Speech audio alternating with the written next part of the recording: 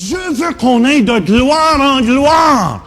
Puis écoutez, mes frères anglophones, je vais vous dire la vérité ce matin. Là. Soyez pas choqués. Mais les Français, on a toujours été ambitionnés par les Anglais. On a été un peu refutés dans le passé.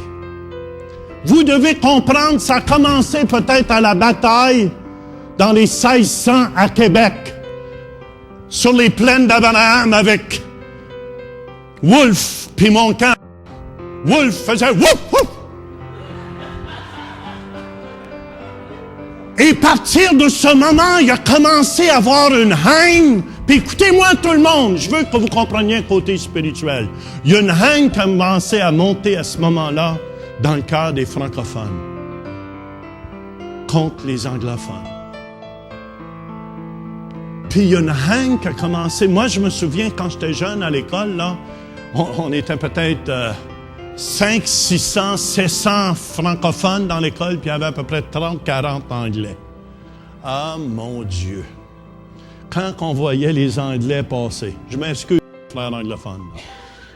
Quand on voyait les anglophones passer, les têtes carrées, les protestants, la gang, mais écoutez bien, on a appris ça de nos parents. C'est venu d'une génération après d'une autre génération.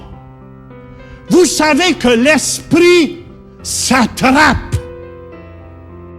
Et je crois qu'il y a encore des chrétiens qui sont pris avec le non-pardon face aux anglophones.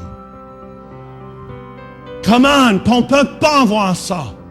On ne peut pas avoir ça si on veut avancer dans le royaume de Dieu.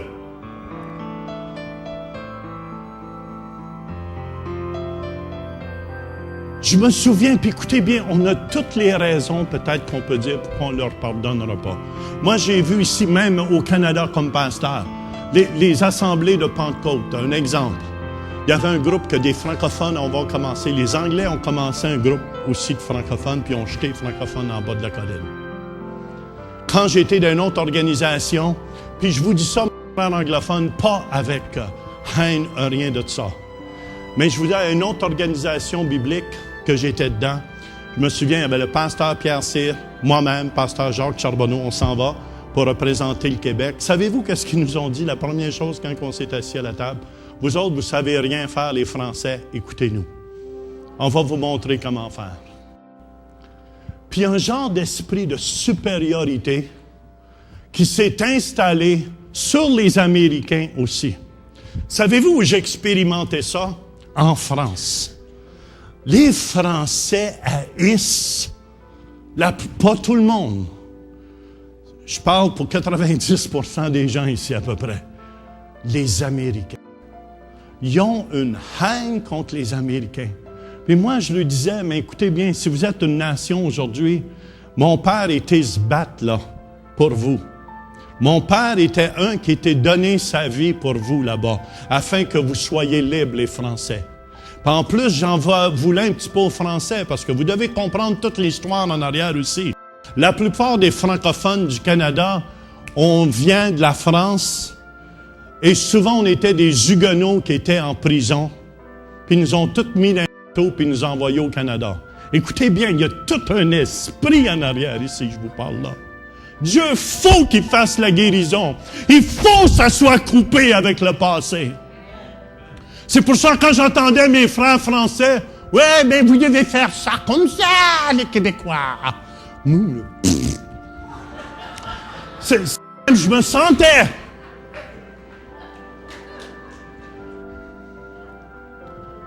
Puis en plus, quand j'avais un anglophone qui me disait « T'avais rien fait, les petits Français. »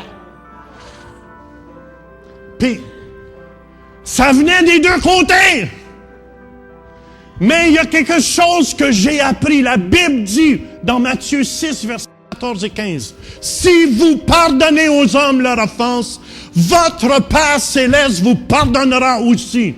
Mais si vous ne pardonnez pas aux hommes, votre Père ne vous pardonnera pas non plus. » Et j'ai dû demander pardon. Et même l'apôtre, pasteur Mike Cervello, que j'ai dû m'asseoir avec, de dire, écoute, J'ai mon voyage, on s'est fait écraser. J'étais avec l'ex-chef canadien Matthew Kunkam au Parlement. Et avec David Maines, on faisait un direct à la télévision. Puis le jour où le premier ministre canadien a demandé pardon aux Indiens, puis j'ai dit, j'ai hâte un jour que ça arrive pour nous aussi, les francophones. Puis je suis honnête quand je vous dis ça, parce qu'on a été méprisés, on a été piétinés. Est-ce que vous me suivez?